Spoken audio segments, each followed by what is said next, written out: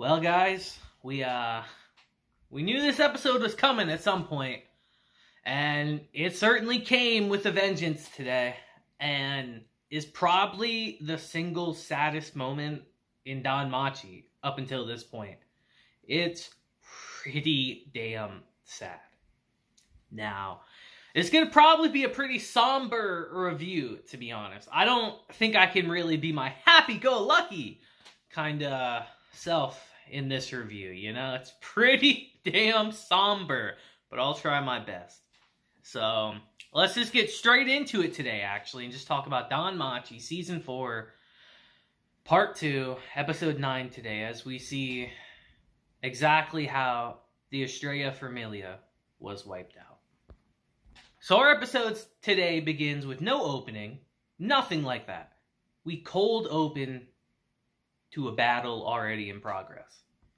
As we just hear, so this was a trap, huh? But trying to blow us up with explosives, bury us alive, huh? That's both tacky and laughable. As we see the Astrea Famila facing off against Jura and Evilis. As Elise says, prepare yourself, Jura. We're putting a stop to your sinister plot. As Ryu says, and you will answer for your crimes. Every last one of them. As Elise says, let's put an end to this. To Evilis and to their reign of terror. But it's here in this moment. We just hear that echoing howl in the distance. As we see the dungeon itself cracks open above them all. And we see the Juggernaut fall through. And immediately, without warning or anything of the sort at all, it cuts down a member of the Astrea Famila. And then another. And then another. As we see the blood leaking from its mouth. And Ryu is terrified, but also filled with rage at the same time as she charges at the Juggernaut with the pleading cries of Elise behind her. As we see the Juggernaut swat her away like a fly. And it's here she gets knocked away and the Juggernaut goes to attack her. Kaguya jumps in the way to protect her and loses her entire arm in the process. And it's here we see their two mages do a conjoined attack against the Juggernaut to try to take it out. But the magic bounces directly off of that and electrifies one to death and then burns another to a crisp. As we see that Lila was hit by the electricity as well. We see one member desperately try to fight it at close range, only to lose an arm. And then another. And then get eaten alive, whole. And it's here we see another member running for her life, begging for it, only to get her entire head bitten off. And it's here we see even Elise charging at the Juggernaut, only for it to get behind her and run her clean through from behind. And it's only at this point does the Juggernaut finally go attack the people from Evilis, which was kind of irritating me when I was watching the episode, honestly. I was like, alright, you'll wipe all of them out, why don't you go attack them? And I'm glad it did, thankfully. But nevertheless, this is the worst possible situation imaginable. As Elise hobbles over to them and says, Kaguya, Leon, are you okay? And as we see Kaguya bandage up her own arm, she says, if we look okay to you, you might need to get your eyes checked, Captain. As Kaguya says, physical injuries aside, it looks like Leon's in shock. She's in no shape to fight right now. And it's here we see Lila made it, but she's been horribly blinded by the backfired electric spell from earlier. And it's here in this moment, knowing full well what's going to happen and become of them, Elise says, forgive me, you two. I need you to lay down your lives. I want to save Leon. And immediately, with no hesitation, we hear, sure, count me in. As we hear Lyra say, My life is more important to me than anyone else's. But if I were to try to fight blind, I'd probably be the first to kick the bucket anyway. As Kaguya says, yeah, if I die here, then so be it. It means that the time has come for us to make our choice. But Captain, shouldn't you be the one to survive, though? So long as you and Lady Astrea are alive, true justice will prevail. And it's here we see Elise doesn't agree with her, as she says, you know, there are many types of justice as there are people. How do you define justice? I still don't know the answer to that. But I know Leone.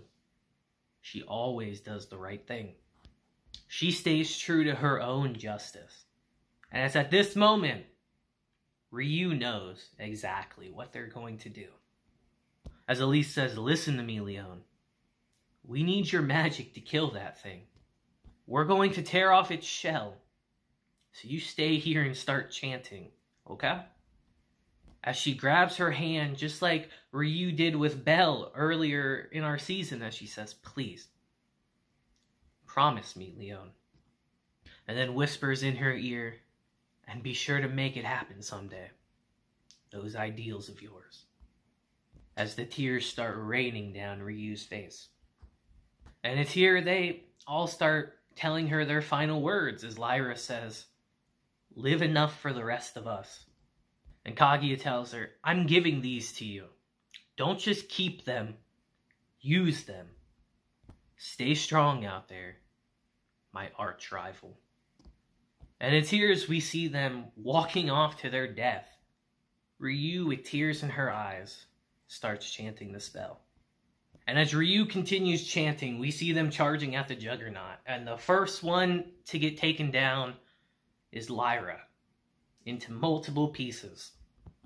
But we see that she had bombs on her that are able to disorient the Juggernaut. And it's here we see Kaguya charging at it and fighting it. But she just gets swatted away like a fly and cut to pieces. And she's gone too. And it's here we see Elise, who uses her strongest spell and charges at the Juggernaut. And she's putting up a hell of a fight as Ryu is desperately chanting her spell. But it's here we see she eventually gets impaled again by the Juggernaut, as she cuts off its claw and stabs her sword into it and delivers a monstrous blow to it. As we see she's finally able to break the magic shell on top of it. And it's here she's damn near sobbing.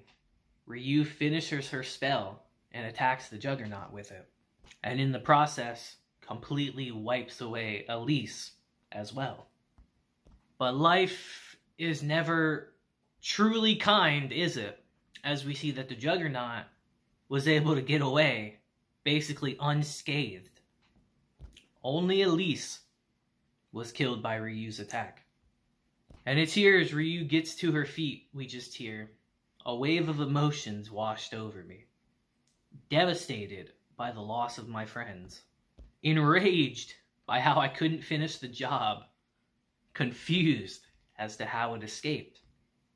And ashamed that I had somehow survived, despite bearing the mark of incompetence. And it's here we see Ryu just run, as we hear, I was resolved not to lose my life there. My friend's death would have been in vain. I left, albeit begrudgingly, to avoid attracting monsters to the area.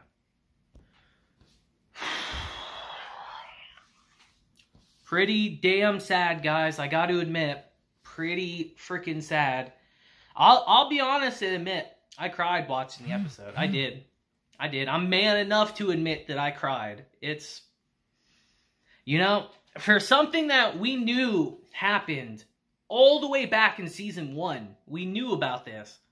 I think they did a really good job with this, even though it brought me to freaking tears. I think they did a really good job with this scene, personally. And as we transition back to Ryu here, we hear, when I returned back to the surface, I couldn't bring myself to set foot in our Familia home, because it reminded me of Elise. Plus, I had no idea what to say to Lady Astrea. Once my wounds were healed, I went back to the 30th floor to give my friends a proper burial. However, not a single one of their corpses remained. They were devoured by monsters, bones and all. As Ryu vows to herself and says, I had to fight. I was prepared to die, to avenge my friends, to be judged for my sins.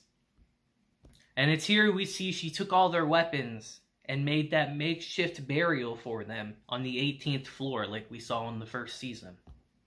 And it's here Ryu asks herself, what am I supposed to do now? Tell me, Elise. As she says, I felt utterly helpless. My duty to stay alive and my longing for death blurred together, and it tormented me to no end. Before long, the pain began to turn into despicable thoughts. They'll pay for this. The Rudra Familia. Jura. If it's the last thing I do. It wasn't what anyone would have called justice. Neither a noble cause, nor an ideal. It was hatred. Plain and simple. I can't even imagine, guys, what she's feeling in this moment. Like, I sat here for a little bit and thought about it, and I can't even imagine the spiral of emotions in her in this moment. Nothing good. And as we transition back to Ryu, we hear, I pleaded with Lady Astrea to leave Oreo. No questions asked. My emotions were dictating my actions, and I didn't want to be seen like that. But most of all, I wouldn't let anyone get in the way of my plan. And it's here we see Lady Astrea say, okay then, but leaves her with these parting words. Ryu, you should give up on justice. Truly, the final nail in the coffin right there. As Ryu realizes that she was excommunicated by the goddess of justice herself.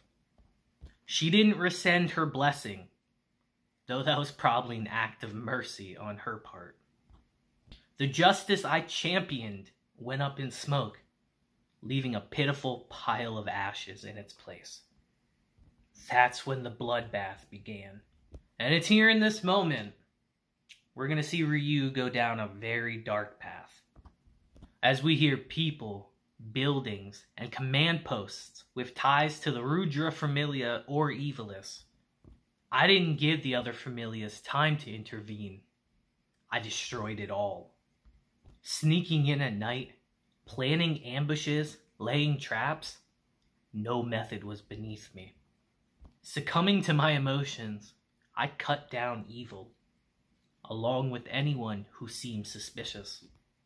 Not once did I pause to consider the consequences. I was looking for somewhere to dig my grave. And it's here on one fateful night, as she's attacking another base, we see she finally found Jura. As he says, damn you, Leon, she says, you're going to pay for what you've done.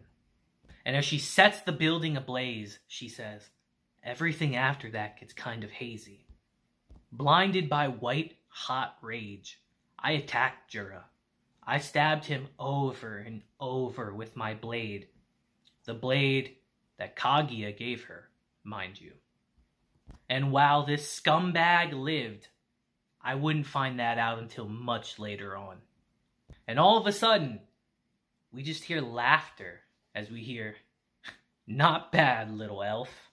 As this mysterious man says, oh? You'd go so far as to murder a god in cold blood? If looks could kill, am I right? The expression on your face makes me think I ought to recruit you into my Familia. As Ryu lowers her blades and walks off. Now, I'm not 100% on this part. I don't believe this was the leader of Evilis right here. If I remember right, that's Thanatos is the leader of Evilis. I believe this was Rudra himself. The god Rudra himself right here, I believe. And as Ryu's leaving the scene, we hear, I had exacted my revenge. And yet, somehow, I had survived. I wanted to die, but I couldn't die. I was engulfed by a vast emptiness. I felt nothing else. As she collapses onto the ground and says, why had I been left alive? Do I go on living since my friends sacrificed themselves for me? Or should I die as punishment for my crimes? I had no purpose. I didn't know what to do with myself anymore. That was around the time Seer rescued me, just like Elise had. But I didn't want it this time. I had yet to be judged for my sins. And it's here we're going to transition to a pretty heart-wrenching scene, honestly. As we see Ryu wake up in her mind right here, as she envisions her Familia there, looking at her in shame, as she's begging for them to come back, as she says, please, don't leave me all alone. And it's here she opens her eyes in real time. She sees Belle looking down on her, as he tells her, thank goodness you're all right. And it's here Ryu's just trying to figure out what's going on, as she says, I remember being surrounded by monsters in the Colosseum. As she realizes, wait, the Colosseum's floor was destroyed in that explosion. So there was a passage right below us this entire time? And it's here Belle tells her, let's keep moving. But he is extremely hurt right here. And as he's carrying Ryu on his back, she says, why? Give me a reason, damn it. Why did you save me, Belle? Answer me. As Belle says, because you would do the same for me, Ryu. As she swears that she wouldn't in this situation, but Belle tells her, that's a lie. And it's here she demands that Belle put her down and go on without her. But Belle says, no, I'm not going to let you die. As she screams, that's enough, Belle. Don't waste any more of your strength on me than you already have. Don't do this. I'm begging you to stop. Let me die here with all of them. I'm a filthy criminal. I let my Familia die and murdered my dearest friend with my own 2 hands. I let despicable thoughts consume me. I killed people. There was no justice in that. As she tells Belle, the very thing that my friends risked their lives for, and they trusted me with. There's no justice left in me. I don't deserve to be rescued by you. But it's here we see Belle finally put his 2 cents into this conversation, say how he really feels about all this, as he says, you know, stuff like justice. I don't know much about it, but you've given me so many things, Ryu. And that's got to be justice. You've saved other adventurers' lives. Goddess Hestia, Lily, Welf, me. You've saved my life countless times. In my eyes, you were always the hero. A righteous champion of justice who swoops in and saves us. As she tells him, no, I cast justice aside and lost control of myself. But he tells her, I won't let anyone tell me otherwise. Not even you, Ryu. And those words right there really meant a lot. And as they continue walking, Belle says, you know, I don't know the old Ryu. Maybe you did make a few mistakes. But the Ryu I know was always right. She knew better than anyone. So don't give it up or cast to the side, Ryu. As we see her tears start falling again. As Belle tells her, that justice, it lives on. It lives on with you in your heart. And right now, my justice is making it home alive with you. So I'm never going to let you go. And it's here she's deeply moved by what Belle just told her. She says, maybe I can go home, so long as I'm with him. But it's here, as we get one nice moment in this show, we gotta have 3 sad ones happen, as the barbarian comes barreling into the room and sends Belle flying. As Ryu says, wake up, Belle. Belle, please. And terrified that she's gonna lose him just like she lost her other Familia members, she screams his name as hard as she can. As we see Belle is able to stab the barbarian and take it out. And as this man gets up, he says, "Sorry about that. I heard you calling my name, but I was trying to lure the monster in closer intentionally." Meaning that he let the monster send him flying. As she becomes so unbelievably embarrassed in that moment. It's freaking adorable as hell, man. She screamed this man's name with tears in her eyes. As Belle says, "Yeah, I'm sorry for scaring you like that." And bro, this pouting face is so adorable. As she puts her head on him and says, "I have a request. Please don't ever do that again." And it's here in this moment, I think she's truly fallen in love with him. For sure. And as we transition to our final scene, as they continue walking, we see a very pale bluish light. And as Belle asks what it is, she says, "I don't know. This is the first time I've ever seen it." And as they walk towards it, they find a river, actually. As Ryu says, "There's a water source on the 37th floor? I've never heard anyone mention anything like that." As she says, well, maybe no one knew it existed because everyone steers clear of this area because of the Colosseum. As Belle tells her, "Either way, let's take a break here." And it's here we see that Belle actually collapses as they both fall into the water. And she starts healing his wounds with her magic. And it's here she gives him some water to drink. We have a very tender moment as our episode ends. And man, guys, what a roller coaster of an episode all the way through. It's tragic in the beginning. Then it's sad and depressing in the middle. And then it's uplifting and happy at the end. Truly a roller coaster. Like, what a great episode. Like, this is probably damn near the best episode, probably of the show, so far at least. Like, this was insane. I think they handled the Astrea Familia very well throughout this season, honestly, giving us little glimpses here and there of their everyday lives, which just made this episode more of a freaking gut punch. Oh, man. I'd love to know what you guys think of this episode. Light novel readers, tell me, how did they handle that scene? I really want to know. I will read it eventually, but I'm not there yet. So let me know how they handled it, if they handled it well. Because as an anime watcher, I think they did. But man, guys, sad. Sad, to say the least. But that'll be it for this episode, guys. You know, I hope you guys have a great day, week, month, and year. And I can't wait for the final 2 episodes of this season. Let's kill the freaking Juggernaut already, damn it. Kill this bastard.